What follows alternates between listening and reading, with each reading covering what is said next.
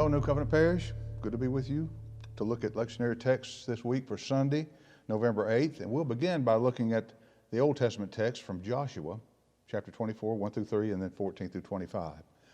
This scripture tells us about Israel's covenant renewal with God that was made in the ancient town of Shechem in the land of Canaan. The whole book of Joshua has been about Israel's conquest of Canaan.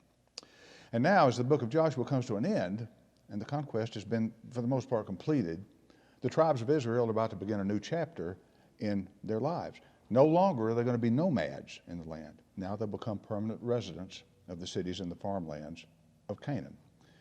That chapter of their history will continue to be told in the book of Judges, coming right after Joshua in the Bible.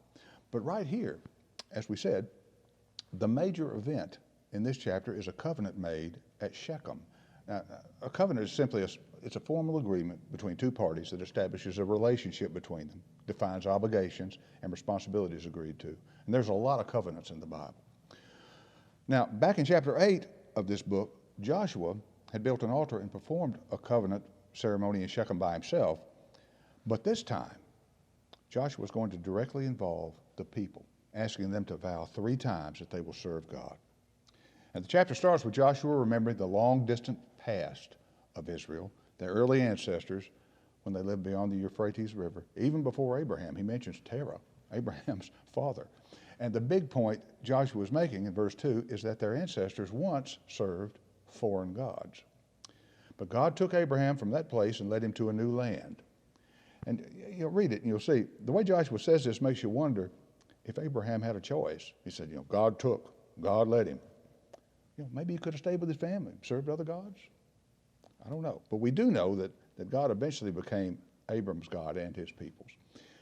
The lectionary doesn't include verses 4 through 13, which recalls the Israelite experience with God, but the memory of what God had done for them in the past is an important reason why they choose God now in the present. In verse 14, to begin the second part of the reading, Joshua urges the people to fear and serve the Lord. He says, serve God. That becomes a central theme of Joshua's message. And you see this mentioned all over the last part of the reading. Serving God means worshiping and serving God alone and not other gods. Put away all these other gods out of your lives that your ancestors used to worship, is what he said. And Joshua is making an important point here about both service and freedom. Remember, the Israelites once served the Egyptians before God freed them from slavery, but their freedom is not absolute. Instead, they moved from being Pharaoh's servants to being God's servants. And unlike the type of slavery and service they provided in Egypt, now this time they must choose to serve God. Notice how Joshua presents this as a genuine choice, not something they're compelled to do. And the Hebrew, the literal Hebrew in verse 15, it puts it bluntly. It says, it may be evil in your eyes to serve God. Now, you might be reading a translation that kind of softens that to, if you are unwilling to serve God. But it's originally written in a more difficult way. Like he's saying, maybe it's not a good thing to you to serve God. It seems bad to you to serve God. And at the end of the verse, of course, Joshua gives his own choice.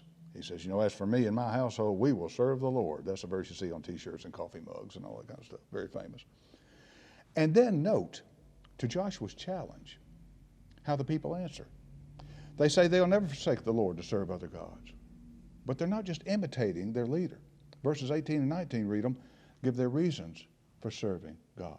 They recall that God freed their ancestors from Egyptian slavery, protected them in their journey, drove out people from the land before them.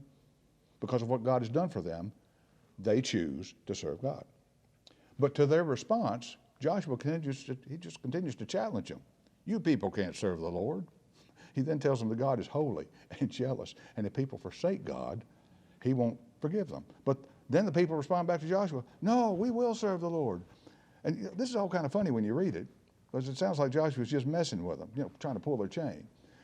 But really, what he's doing is giving the people an opportunity to think about what they're doing, about what they're promising, and reaffirm their choice.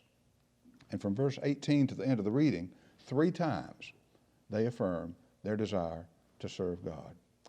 And only then is the covenant ceremony completed, with words written down and a stone set up to honor the place. And it's good, I think, to read this story And think also about the gospel story we'll look at later this week. The parable of the watchful and foolish bridesmaids of Matthew 25. When we read them both, we can remember that in our relationship with God, it's not enough to just make a one-time promise to Him and a covenant with Him. We need to stay watchful. We need to stay awake and ready so we can be ready to meet God. And in doing that, choose again and again and again and again throughout our lives to be and remain always His faithful servants. So God bless you, my friends. I look forward to seeing you next time.